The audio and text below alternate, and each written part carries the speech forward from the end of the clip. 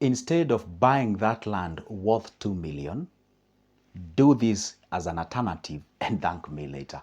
You know what? Just like an iron sharpens another iron, so do we learn from each other. And let me tell you one secret about growing in life. Always learn to unlearn so that you can relearn. Are we together? This is good, Joseph. In case you're watching me for the first time and you're like, okay, I want to see what this guy will say about that, okay? Because now I know I'm disturbing the norm. That thing that you thought like, hey, this is the best way to go. Now listen, instead of buying that land, this is what you can do as an alternative. Let me save your time. The other thing I want to tell you, if you're new here, make sure that you subscribe. By the way, what is subscribe? Below there, where I have my name and the number of subscribers, there is a small button written subscribe. It is in black. Hit that magical button, then make sure that you like the video. And on the comment section, you are free to tell me anything on the comment section. Now, here we are. Now, see, you have yourself 2 million and you want to build it, or want to buy yourself a land. Before you even buy a land, there is this questionnaire I want you to fill in, so that truly we can justify that you buying a land is the best option. For me, I'm telling you, consider doing the alternative. I'm going to give you the alternative of what you're supposed to do. Now, you want to buy yourself a land. There is one thing that people don't know in life. The moment you are investing, because most people will tell you buying a land is investing. Okay, let's even say it is investing, of which I can offer alternative name to that. People say, hey, buying land is investing. Okay. But the reality is, the fact is that land is an asset. Now, most people just buy. Why are they buying? One, they're buying because, well, traditionally they grew up knowing that buying a land is an investment. Two, they're buying because their peers are buying. Three, they're buying because they have the money to buy. Four, they're buying because they have the money to buy, their peers are buying, and of course, there is a land to be bought and is about to be bought. So there is no any other thing or other reason why they are buying that particular land. So the question here should be, why are you buying that land? Answer the question first. Why are you buying that land? Okay, Joseph, I want to buy this land because I want to build a home one day in future. Okay, well, I know you may not be able to tell exactly when. By when would you wish to own a home? By when?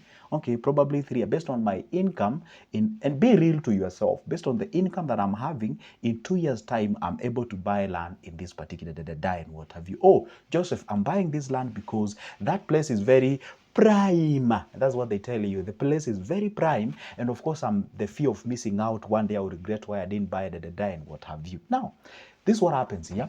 When you answer the question why you are buying that land, let's say you are buying it.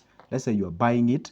You're buying it to sell, meaning you are investing. You have a projections of selling it. Now, another thing, when you're answering the question why you are buying it, it should be, what do you want to do with that particular land? I want to build rentals. I want to do what you call the land banking. So answer the question why. Then come to the second questionnaire, or the second part. Where are you financially right now? Okay. First of all, can you afford to buy that land worth 2 million in cash? Yes, I can. Or no, I can't. I'm actually having 1.2. I need a top up of 800,000, or I'm having 800,000. I need a top up of 800. Now, what are your plans to actually get the entire amount to pay back that loan that you've taken? Okay, I'll take that money, or I'll get that money from the salary that I'm earning. Now you're answering the question, where are you financially? We want to gauge and see, indeed, you can admire things that you cannot achieve. Back then when I was in high school, I used to be told by my teacher, you can admire for an A. This is you admiring. The heart is admiring for an A, but your brain can deliver a C. You usually you wrestle a lot. You desire an A, but your brain can deliver you a C. You can admire to get something, but you're not. So you answer the question, where are you financially for you to buy this land? Because it does not make any sense buying a land worth 2 million, and yet you do not have any existing investments that are generating cash flow. Unless you buying that land, you're buying it with an alternative of buying it, land bank it, then in a certain period of time, you resell it to make money out of it. Then that's a good thing. Then lastly, what do you want? And by when do you want that what you want? See, when you buy here, and this is how people do it, somebody can be like, you know what, Joseph, I'm buying this land here. Why? Because I want to build a home. And here, why? Where are you financially? I can afford it. Okay, I can service it in full. And by virtue of me buying this land worth 2 million, therefore, I have not actually tied down that capital to a point whereby do not have any purchasing power. I still retain the purchasing power. Let's say somebody has like 6 million and you want to buy a land worth 2 million. There's nothing wrong. You can just go ahead and buy that, because for God's sake, you still remain with purchasing power. And And then now, so that's where they are. They are financially held for them to proceed with that buying of land, which of course is an asset which does not generate any cash flow. Then why are they buying that land, or where do they want to be? This land worth 2 million, they want to build rentals, are we together, in 5 years. And then, of course, they have two alternatives here. Let's say in 5 years' time, is them telling you now, in 5 years' time, I do not have the capacity to build the rentals. Let's say they have a target of building a three-story building, which will cost, let's say, for example, 18 million. Okay? And then their target is 5 years' time. And then they tell you, that's why I'm buying this land, because the number of story buildings are being built in that location are actually coming very high, meaning this land will actually appreciate. So acquiring the land to build the story building in 5 years' time, which is worth 18 million, is a good deal. And then they tell you, even if I won't manage to raise the 18 million for me to build the land that I bought, for me to build the story building, I can still sell this land. And probably I'm projecting that this land will probably trade at around, say, 5.5 million. At the end of the day, it is actually a win for me. And if I compare alternatives of investments, even if I go the MMF, bills, bonds, special funds, whatever it is, truly my money won't be able to be in this period of time. Now, that person is reasoning like an investor. But when you just buy, then you have an idle land and you do not. You see, do you see? I started with the question why, to where you are financially, to where you want to do, or to what you want to do. You know why I'm telling you this? I usually meet clients, by the way. This is my number in case you want to have a physical meeting with me. You know, I usually meet clients. For example, there's a lady I met with 8 plots of land. And she was struggling financially. And then I asked her, you have 8 parcels of land, you have eight title deeds, and these are prime areas. Why were you buying these lands? And then they say, yeah, I was buying because, it was investing. Yes, for them to help you, you must have a plan. You must have a plan when you're buying something.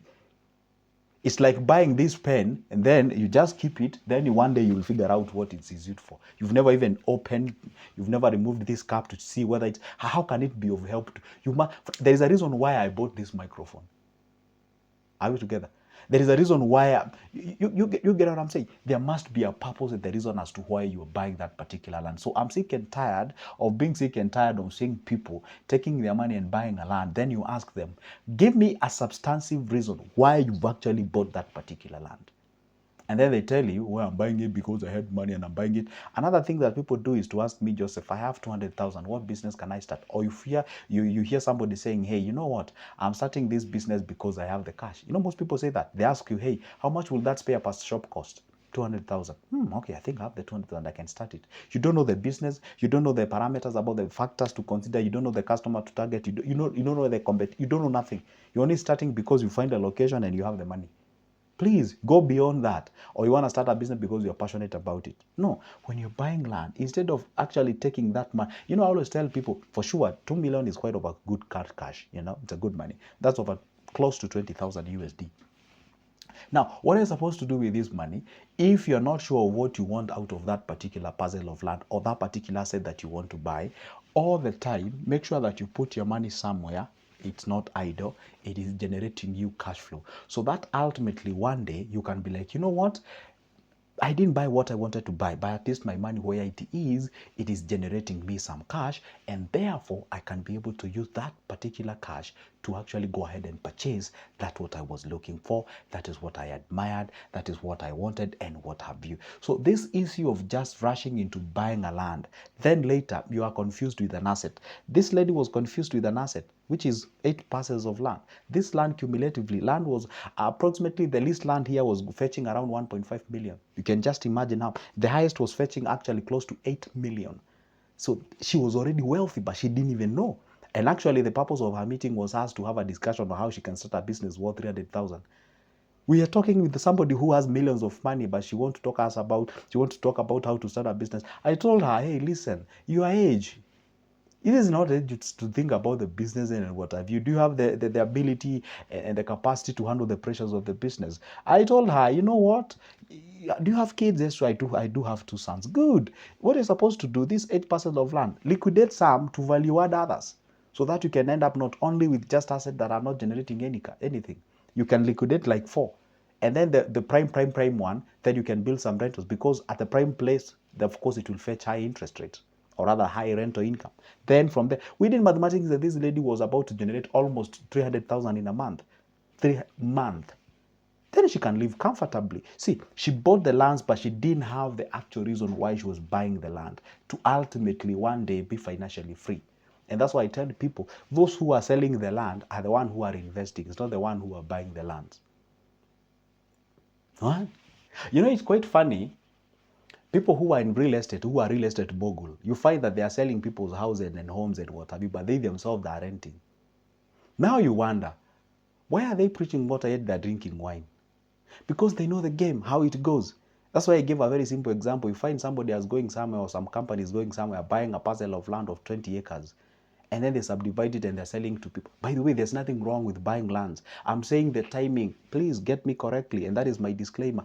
I did not say, and I'm not saying, and I will never say that buying land is a bad idea. I said it is a bad idea, depending with the timing. Timing is where people collide with the timing. They collide with the timing.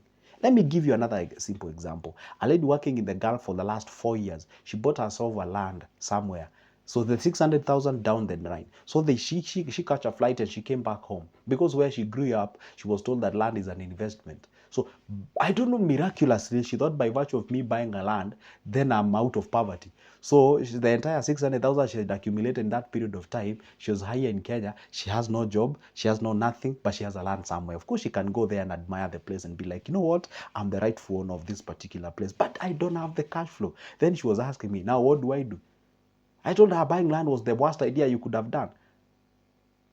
It's okay, fine, it's okay, it's an investment. Fuck it.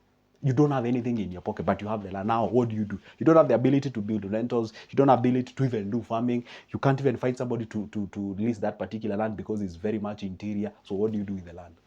I told her then you can think of buying. Dare try selling that land. Oh, I'm telling you, it takes forever before you liquidate it.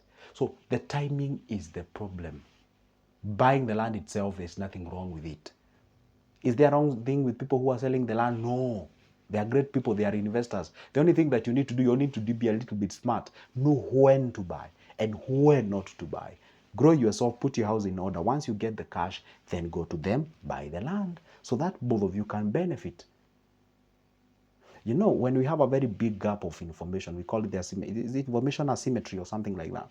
So there is a very, let's say for example, you need this pen, but you know nothing, or you know very little about this pen, and I know everything about this pen. So I will take advantage of you not knowing anything about this pen. That is called the asymmetry of information. The bigger the gap, of course, the higher manipulation will be. But the moment you narrow the gap of understanding, you know much about this pen, you research, you understand it, you study. So even if you'll never be like me who is selling, but at least you are here. The moment you are negotiating, you have the counter checks. You can counter my points. And in that regard, you're likely to get the best deal. That is exactly what you do when it comes to money. And that is what I always tell you people when you visit your banks. Have the understanding. Don't just rush. You find somebody taking a loan against their salary to buy a land in 100 kilometers from where they work. And then they are so happy servicing that loan. The banks are smiling.